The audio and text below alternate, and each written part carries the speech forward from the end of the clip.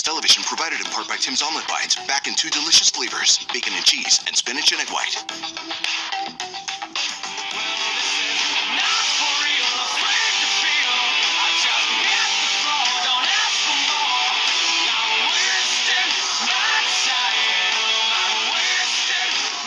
that Creed?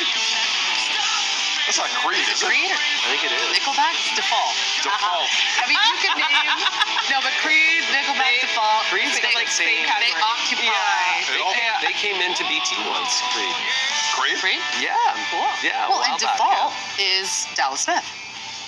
Oh, yes. That's Dallas right. Smith, who we now know and love as a country There we artist, go. he That's the headed hook. up Default. So That's there the we go. hook. We got there eventually. We did. Sounds like. Welcome back to BT4 Wine on the Couch, Mayor. Nice job with the Thank Mayor's you. Must That was Haves. fun. A lot of work. You can have all that. Go to breakfasttelevision.ca. Yeah. Some great stuff there. Fantastic. Okay, who here on the couch recently has been scammed via text or online or via email? Attempted to be. Attempted to be. That's the key word. Attempted.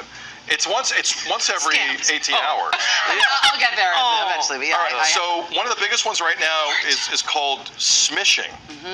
It combines SMS and phishing. Scammers are trying to get your personal info and bank stuff just by texting you directly. They'll claim to be from the government or a company you might have done business with. A package delivery company that will go unnamed is a popular one. In the first half of last year, 21,000 Canadians were scammed and lost over $280 million. This is, I'm getting one. It's to the point with me where I no longer even want to text back to normal people that I know, who I know are real. But I'm getting nervous in terms of interacting in that way. Yeah, you're like, is that Mayor or is that Honestly, scam? Yeah.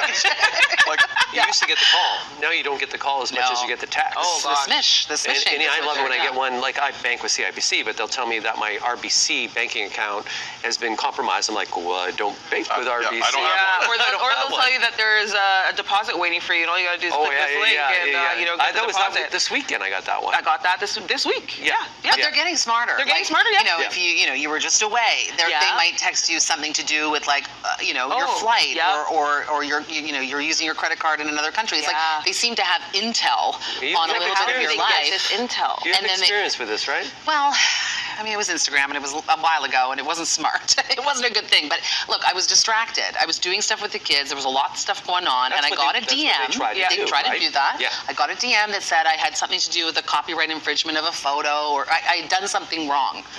I don't like Which to is do easy wrong to believe things. because you're posting all the time. Yeah, I'm posting. That's actually a very efficient scam. Yeah. I don't want to characterize it that way, but I understand how you would go, oh, this is And I said, real. and so I clicked it, and then as soon as I clicked it, I thought, Shouldn't have done that. I shouldn't have done that. And then it was a bit of a race. I felt like I was, starring in Hackers, the movie or something. It was a race against, like, they would change my password, then I would change it back, then I would code and all these things. Oh, it was like that. So all I can say with that is turn on your two-factor authentication. Oh, yes. Turn that on. Yes. If you don't have that on or you don't know what that is, ask someone who does, and it's a quick, easy thing to do. But man, does it make a difference? Because now, if anyone's trying to hack anywhere, you have some a protection. And protection I layer. always get that. That protection layer. It always sends you an email like, "Are you trying to change your password right now?" Yeah. And I get that so much and so often that when I do, it's a good indication to change your own password at that moment because someone's trying. Instead of clicking.